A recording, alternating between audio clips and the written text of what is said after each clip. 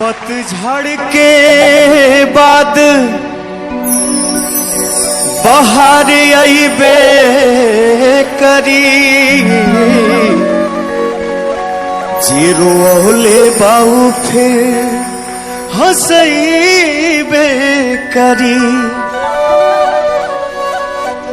दूर तोहरा नजरिया से जात बानी हम, बाकी हमरो ई मन कसम सहीबे करी।